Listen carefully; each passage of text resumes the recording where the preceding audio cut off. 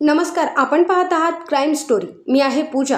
धुळे जिल्ह्यात गुन्हेगारी विरोधात पोलिसांनी धडक कारवायांचा सपाटा लावला आहे. तब्बल 12,47,00,000 रुपयांचे अंमली पदार्थ नष्ट, बनावट विदेशी दारूचा कारखाना उद्ध्वस्त, इंस्टाग्रामवर बनावट नोटांचे आमिष दाखवणाऱ्या टोळीचा पर्दाफाश आणि घरफोडी करणारे 2 सराईत चोर जेरबंद.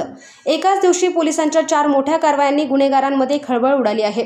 पाहुयात आजच्या क्राईम स्टोरीमध्ये धुळे पोलिसांच्या या धडक कारवायांचा सविस्तर आढावा. धुळे जिल्ह्यात पोलिसांनी गुन्हेगारी आणि अंमली पदार्थांविरोधात मोठी मोहीम उघडली असून एकाच वेळी अनेक धडक कारवायांनी गुन्हेगारांचे धाबे दणाणले आहेत. पाहुयात आजच्या प्रमुख क्राईम अपडेट्स. धुळे पोलिसांनी तब्बल 12,47,00,000 रुपयांच्या अंमली पदार्थांचा नाश केला आहे.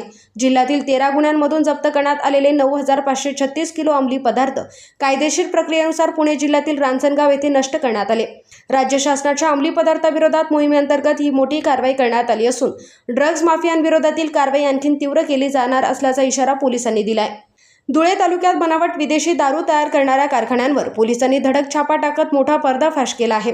कारवाई दरम्यान विविध ब्रँडच्या बनावट दारूच्या बाटल्या, लेबले, झाकणे, पॅकिंग साहित्य आणि यंत्रसामग्रीसह सुमारे 4,18,000 रुपयांचा मुद्देमाल जप्त करण्यात आलाय.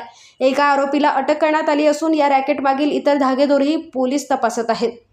इंस्टाग्रामवर भारतीय चलनाच्या बनावट रील्स टाकून लाखो रुपये मिळवून देण्याचे आमिष दाखवत नागरिकांची फसवणूक करणाऱ्या टोळीचा धुळे तालुका पोलिसांनी पर्दाफाश केला आहे. एका आरोपीला अटक करण्यात आली असून त्याच्याकडून 2 लाख रुपयांची मोटारसायकल आणि बनावट नोटा जप्त करण्यात आल्या आहेत. या रॅकेटमधील इतर आरोपीचा शोध सुरू असून नागरिकांनी अशा सोशल मीडिया आमिषांना बळी पडू नये असे आवाहन पोलिसांनी केले आहे. धुळे शहर पोलिसांनी घरफोडी करणाऱ्या 2 सराईत चोरट्यांना अटक करून चोरीचा मुद्देमाल जप्त केला आहे. LED टीव्ही, DVR, रोख रक्कम आणि इतर साहित्य असा मुद्देमाल पोलिसांनी हस्तगत केला असून आरोपीकडून आणखी घरफोड्यांचा उलगडा होण्याची शक्यता व्यक्त केली जात आहे. गुन्हेगारांवर पोलिसांचा वाढता दबाव आणि सातत्याने सुरू असलेल्या धडक कारवाया यामुळे धुळे जिल्ह्यात कायदा आणि सुव्यवस्था अधिक बळकट करण्याचा प्रयत्न सुरू आहे. अशाच वेगवान, विश्वासार्ह आणि सडेतोड बातम्यांसाठी पाहत रहा ठाम मत मराठी न्यूज. धन्यवाद.